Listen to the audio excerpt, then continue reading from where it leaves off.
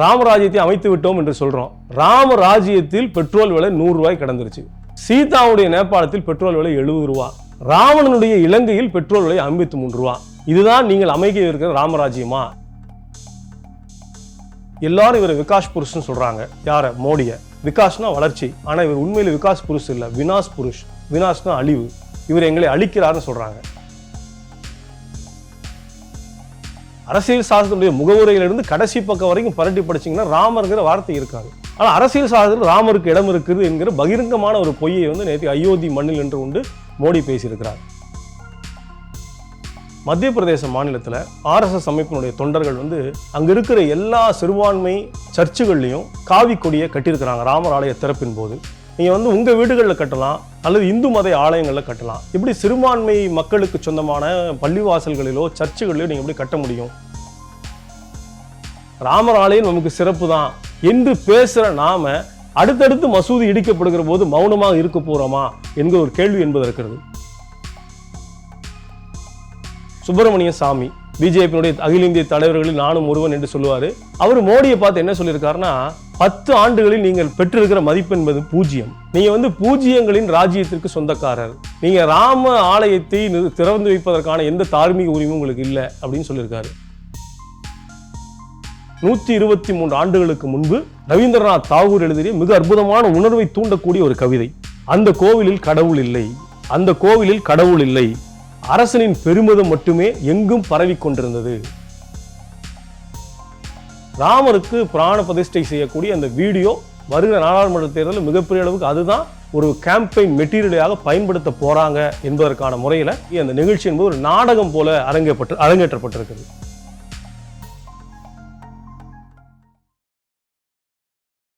வணக்கம். பல்லாயிரக்கணக்கான கோடி ரூபாய் செலவில் ஒரு பெரிய ஆடம்பர வெளிச்சத்தில் ராமர் ஆலயம் என்பது கட்டி திறக்கப்பட்டிருக்கு. அநேகமாக எல்லா மீடியாவும் ஒரு வார காலம் இதையே மீண்டும் மீண்டும் ஒளிபரப்பிட்டே இருந்தாங்க. அது அச்சு ஊடகங்கள், காட்சி ஊடகங்கள், சமூக வலைதளங்கள் எல்லாத்துலேயும் மோடி என்கிற ஒரு தனி மனிதனுடைய விருப்பத்தை ரீப்ரொடியூஸ் பண்ணிகிட்டே இருந்தாங்க. இதுதான் இன்றைக்கி எல்லா பத்திரிகைகளும் மீண்டும் மீண்டும் மக்கள் படித்து கொண்டிருக்கிற ஒரு கட்டாயம் என்பது உருவாக்கப்பட்டிருக்கு.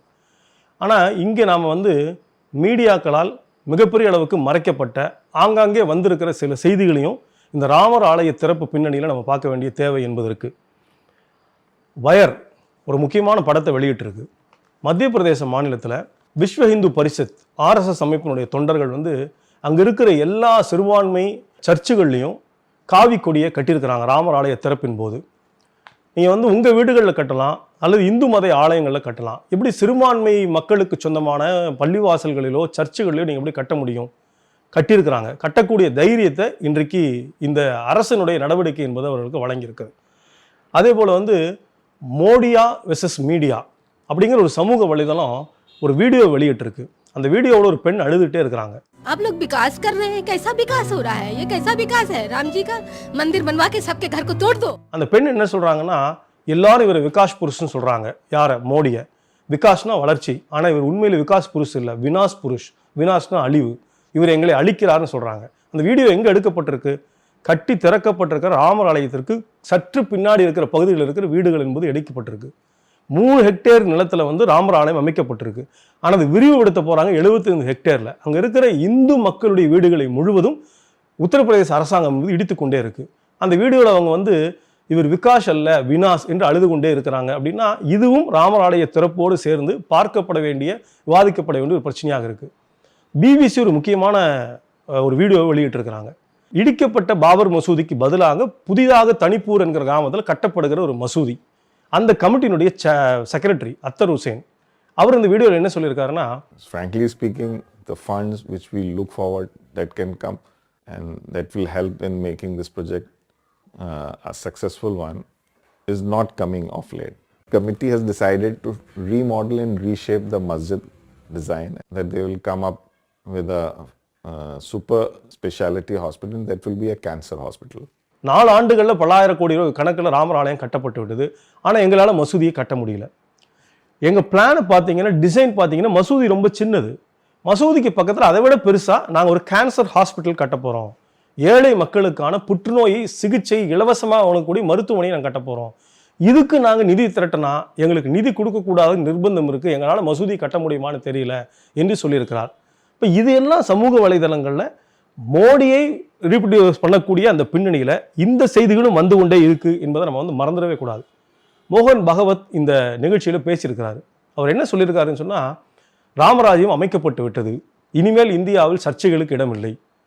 மோகன் பகவத் பேசுகிறத கொஞ்சம் பின்னோக்கி நீங்கள் பார்த்தீங்கன்னா, MS கோல்வால்கர், குருஜி கோல்வால்கர் இவங்க சொல்லக்கூடிய RSSனுடைய பிதாமகன், அவர் ஒரு புத்தகத்தை எழுதியிருக்காரு. அந்த புத்தகத்தில் என்ன சொல்லியிருக்காருன்னா, இந்தியா இந்துக்களுக்கான பூமி தான் அப்படின்னா இங்கே சிறுபான்மை மக்களுக்கு இடம் இல்லையா? இடம் இருக்கிறது. சிறுபான்மை மக்கள் தங்களுடைய அடையாளங்களை, தங்களுடைய பண்பாட்டு விழுமியங்களை மறைத்து வைத்துவிட்டு இந்துத்துவத்தை ஏற்றுக்கொண்டால் இந்தியாவில் ஒரு வாழ்வுக்கு இடம் இருக்கிறது. கிட்டத்தட்ட அதே கருத்தை வலியுறுத்தக்கூடிய தன்மையில் வந்து மோகன் பகவத் பேசியிருக்காரு. பாலராமருடைய கண்களை திறந்து வைத்து பிராண பிரதிஷ்டை பண்ணியிருக்கிற நம்முடைய பிரதமர் மோடி என்ன பேசியிருக்காரு? ரொம்ப இன்ட்ரெஸ்டிங்கா, அரசியல் சாசனத்தில் ராமருக்கு இடம் இருக்கிறது. அரசியல் சாசனத்துடைய முகவுரையிலிருந்து கடைசி பக்கம் வரைக்கும் பரட்டி படிச்சிங்கன்னா ராமருங்கிற வார்த்தை இருக்காது.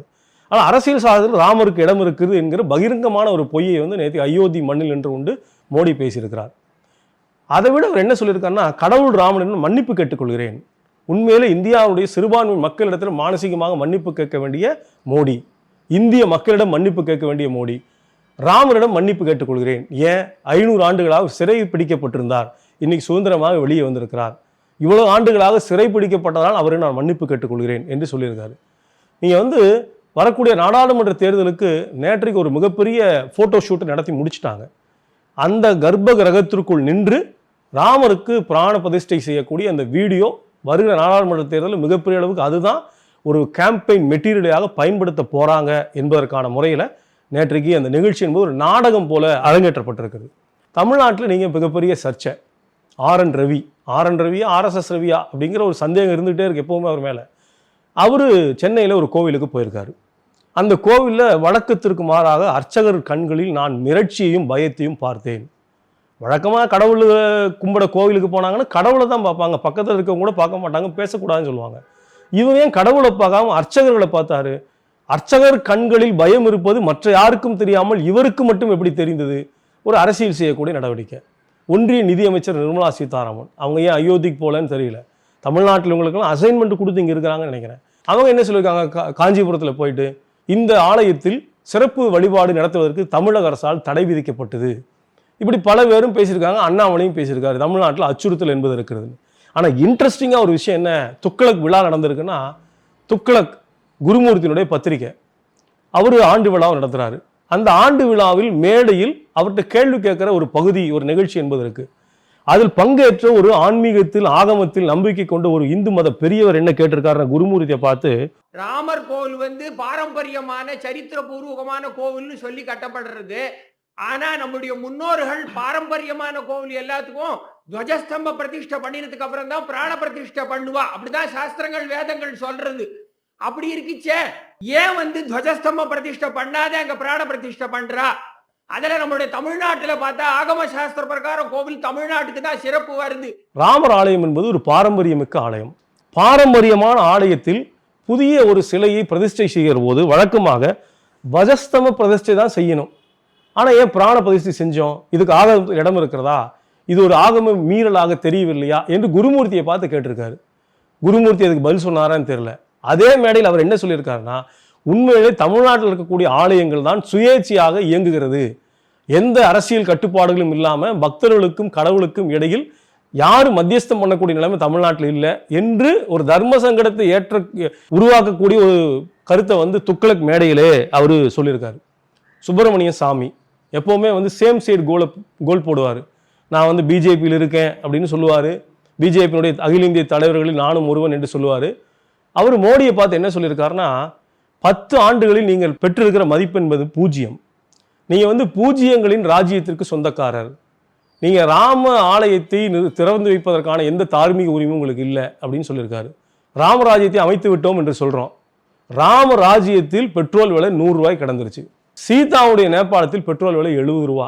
ராவணனுடைய இலங்கையில் பெட்ரோல் விலை 53 ரூபா. இதுதான் நீங்கள் அமைக்க இருக்கிற ராமராஜ்யமா என்று அவர் கேட்டிருக்காரு.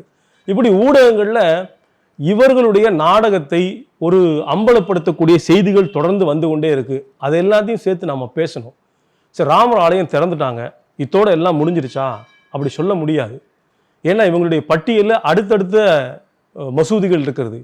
குறிப்பாக காசியில் இருக்கக்கூடிய கியான்பாபி மசூதி இருக்கிறது.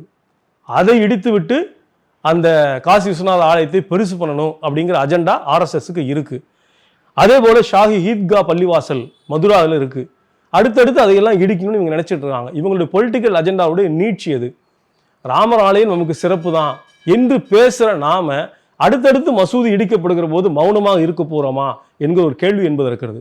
சமூக வலைதளங்கள் இந்த காலத்துல பலரும் ஒரு கவிதையை பரப்புனாங்க. 123 ஆண்டுகளுக்கு முன்பு ரவீந்திரநாத் தாகூர் எழுதிய மிக அற்புதமான உணர்வை தூண்டக்கூடிய ஒரு கவிதை, தீனாதான் என்கிற தலைப்பு எழுதப்பட்ட ஒரு நீண்ட கவிதை. அந்த கவிதையினுடைய 2 வரிகள் ரொம்ப முக்கியமானது. அந்த 2 வரிகள் என்னன்னா, அந்த கோவிலில் கடவுள் இல்லை, அந்த கோவிலில் கடவுள் இல்லை, அரசனின் பெருமிதம் மட்டுமே எங்கும் பரவி கொண்டிருந்தது. அந்த கோவிலில் கடவுள் இல்லை, அரசனின் பெருமிதம் மட்டுமே எங்கும் பரவி கொண்டிருந்தது என்று இன்றைக்கு அயோத்தி நினைவுபடுத்தக்கூடிய ஒரு கவிதையை ரவீந்திரநாத் தாகூர் 123 ஆண்டுகளுக்கு முன்பு எழுதியிருக்கிறார். அதை நம்ம விவாதிக்கணும். அண்ணல் மகாத்மா காந்தி படுகொலை செய்யப்படுகிற போது துப்பாக்கி குண்டுகள் 3 தன்னுடைய மார்பை துழந்து இரத்த வெள்ளத்தில் துடிதுடித்து கீழே விழுகிற போது அவருடைய உதடுகள் உச்சரித்த வார்த்தை ஹே ராம். காந்தியை கொன்றவர்களுடைய வாரிசுகள் உச்சரிக்கிற வார்த்தை ஜெய் ஸ்ரீராம். ஹே ராம் என்பது மத நல்லிணத்துக்கான வார்த்தை. ஜெய் ஸ்ரீராம் என்பது ஒரு மத பகைமையை தூண்டி தன்னுடைய அரசியல் நோக்கத்தை நிறைவேற்றுவதற்கான ஒரு வார்த்தை. ராம நாமத்தை ஜெபிக்கிற எல்லோரும் ராம பக்தர்கள் இல்லை என்கிற உண்மையை நாம் தொடர்ந்து விவாதிக்கத்தான் வேண்டும்.